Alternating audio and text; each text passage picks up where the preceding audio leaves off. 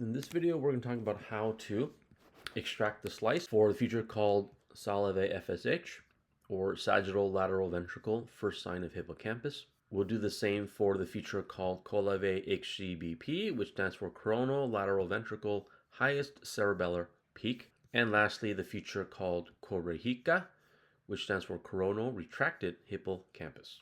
So this video assumes that you already know how to orient the brain according to the GIRC coordinates, so we won't go over that. For the SaLaVe FSH feature, overall what we do is, we do for the left and the right sides, we go from the lateral view, that is the ear, towards the medial view, that is the middle of the brain.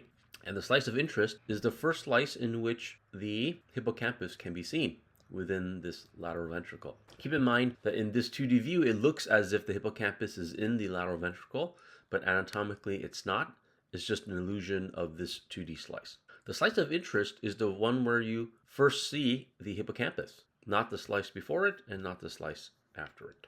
For the CoLaVe HCBP feature, what we want is we go from anterior to posterior, and the slice of interest is the slice in which the cerebellum reaches its highest peak for the first time. Sometimes the cerebellum will reach its highest peak for several slices before dropping. So we always pick the first slice at which it reaches the highest peak. And what we do is we segment the lateral ventricles on each side. For the CoReHica feature, what we do is we're actually interested in segmenting the space left over when the hippocampus has shrunken due to dementia and leaves an empty space. In healthy patients, the hippocampus is very large and the space here is minimal. As a person naturally ages, this space does increase, but in Alzheimer's patients, it dramatically increases. To find the slice of interest, we move from anterior to posterior, and the slice of interest is the first slice in which you see the anterior surface of the pons. We want this slice, not the one before it, not the one after it. So the anterior surface of the pons is the objective anatomical landmark. Now let's do this in ITK Snap. So here I've loaded multiple MRIs, and they've all been oriented according to the GIRC coordinates. For the first patient, let's start with isolating the SaLaVe feature. Before we start, it's good to click here in the middle of the brain in the sagittal view, which gives you a large cross-section of the three views of the brain. To begin extracting the SaLaVe feature, I like to start with the left for no reason other than being systematic. What I like to do is I like to click right here about and use the left arrow key as I'm mousing over the upper left-hand view to go towards the middle of the brain. And as you can see, as I move towards the middle of the brain here, the lateral ventricle will emerge in this sagittal view. So here we go. All right, it's emerging, and if I go in deep enough, I see that this is the hippocampus here inside the lateral ventricle. And so now that I see the hippocampus well, I'm going to mouse over this view and now go back to the right towards the lateral end of the brain, or the ear, say. And you see eventually you'll find the slice in which the hippocampus is clear, and this would be that slice. I then move this cursor aside so that it doesn't obstruct this region, which we will segment. To save this image, I'm going to click on this icon, but before I do that, I want to press Command I or Control I on Windows to get the information on this patient, because I want to copy the nickname of this patient to avoid typing patient names, which leads to a lot of mistakes. So I recommend copying pasting names as opposed to retyping them. So I've copied it, I press Escape to close this window, or I click this button. And now when I click on this camera icon, it allows me to change the name. So I will put in the patient's name, and I will put L SaLaVe, and I have to here pick the folder in which I want to save these images, and I've already picked it. You can pick one on your computer, so you know where these images will be saved. And then I click save. Now I will pick the slice for the right side of the same feature. So I just click somewhere right here, and you can see here that I already see what looks like the hippocampus. So I'm just going to go in. I mouse over this upper left side, the axial view, and I use right arrow key to go towards the middle of the brain. So now I see clearly this is the hippocampus right here. So now I'm going to mouse back over here to the axial view, and I'm going to now go arrow key left, which is away from the middle of the brain. And you can see on the upper right panel that the hippocampus begins to disappear.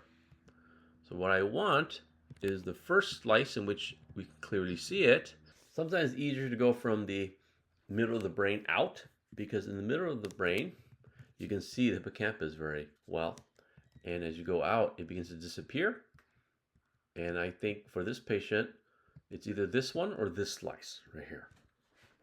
Notice that there is an artifact in this MRI in that there's this jagged edge.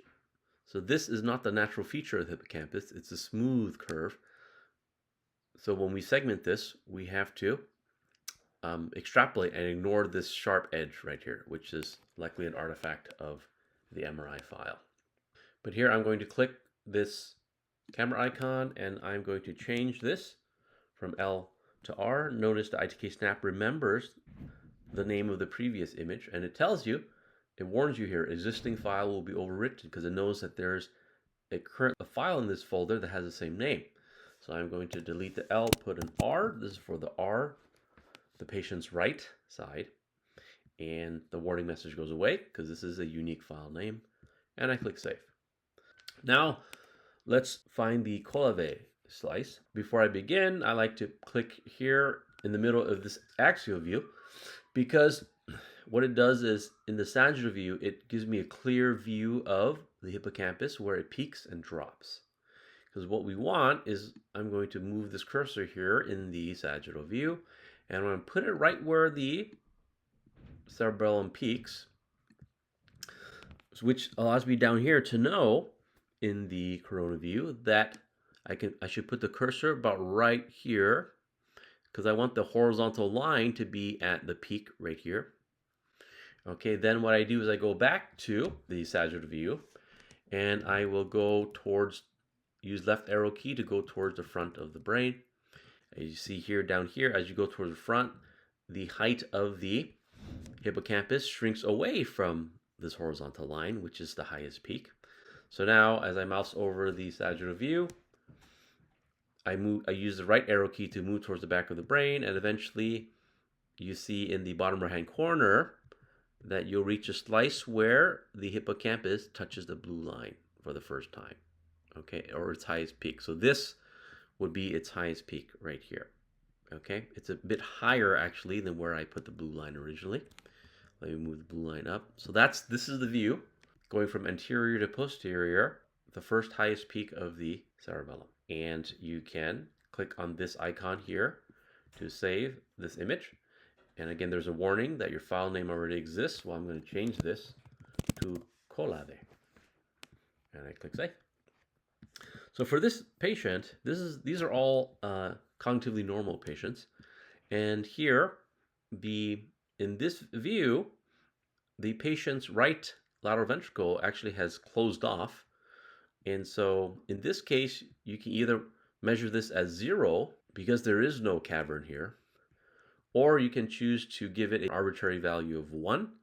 The reason being that if you want to calculate a ratio between the right and left sides, you can't divide by 0 if you decide to put the patient's left as the numerator. So for such cases like this, you can choose to assign anything that has no area to have the value of 1. You just have to make that clear in your methodology. But this is only if you decide to compare both sides as ratios. Let's go through the process again for another patient. Let's do this patient. Again, to begin, I'm going to click here just so I have a nice cross-section on all 3 views. Let's start with the L SaLaVe. So I'll click somewhere here, bottom right-hand corner of the brain. And then as I move towards the midline using the left arrow key, You see here the hippocampus appears large inside the lateral ventricle. So I'm going to mouse back over here, and I'll use the right arrow key to go out. And as I go out, you see here the hippocampus is beginning to shrink.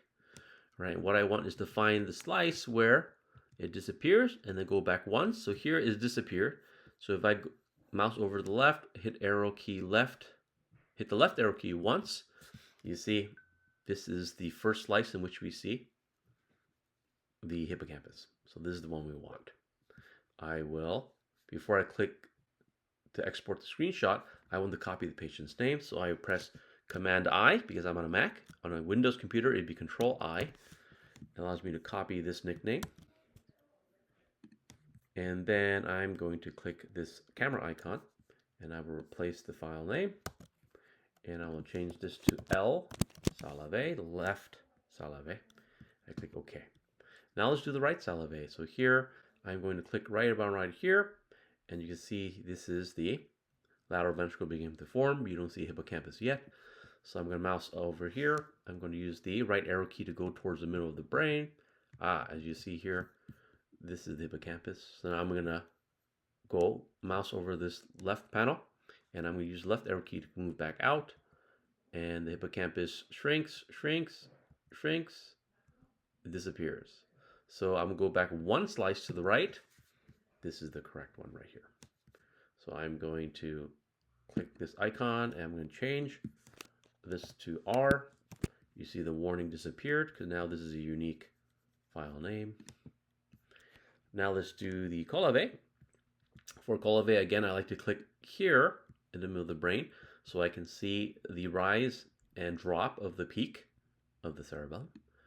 I put the vertical cursor right here so that I can guess where down here the peak is going to be.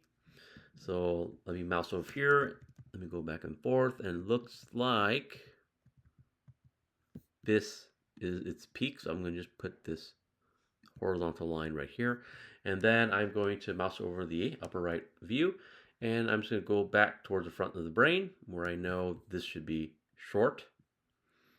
Okay, and now I'm going to mouse over the right again, upper right again, and I'm going to now move to the back of the brain, and I'm looking at the bottom right hand view just to make sure that I get the first slice where it reaches that blue line. And there you go. This is the first peak right here of the cerebellum. Just to make sure, I would go in a few more slices. Yep, actually this might be the first peak right here. See that? So I'm going to click Save, and then I'm going to change the name to CoLaVe. Now let's do two examples of how to find the feature called CoReHica, which is this space right here, when the hippocampus shrinks and leaves an empty cavern. Again, it's good to click right here in the middle of the sagittal view of the brain. So we have thick slices on all three views. What we want to do is we want to go from front to back. So I'm going to click here to be in the frontal lobe here. As you can see here in the coronal view, we're in the frontal lobe. And so I will mouse over the sagittal view, the upper right hand corner, and I will use the right arrow key to move towards the middle of the brain. And as I do so, you see the bottom right hand corner of the screen, the view changes. What we want is eventually the front end of the pons will appear right here. Okay, and that's the pons right here. So I'm going to mouse over the upper right hand corner, and I will keep pressing right arrow key to go towards the back of the brain. And eventually you'll see we run into the pons right there. See this? This is the pons. We're several slices into it.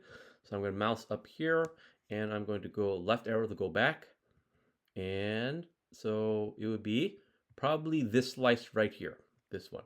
The one before it has a tiny speck that might be the front of the pons, but just to be clear, we're going to go one slice in. So we see this is definitely the anterior surface of the pons, right? Because if we go, if I mouse up here and go in further, you see the pons gets bigger and bigger. See that bulge right here. Okay, that's what it looks like in the coronal view. So let's mouse up here and go back to this slice right here. This is the slice And I just like to move the cursor out of the way because this is the black spaces in here that we'll be measuring. And I will click first. Again, I want to copy the name of the patient, so I don't type it. I press Command I because I'm on a Mac. On a Windows, it's Control I. You can copy the nickname. And then when you click here on the camera icon, you can put in the name. And you can change this to CoReHica. And click OK. There's going to be a left CoReHica and a right CoReHica. And sometimes in healthy patients, the space is very minimal. In fact, there might not be any black space. So for those patients, you might measure it as 0 because there's no empty space. Or you could give an arbitrary value of 1 in case you want to use this as a ratio with another feature. You can't divide by 0, so 1 would be a good arbitrary value to assign to any feature that has no shape measurable. But that is for you to decide, and of course to report in your methodology section.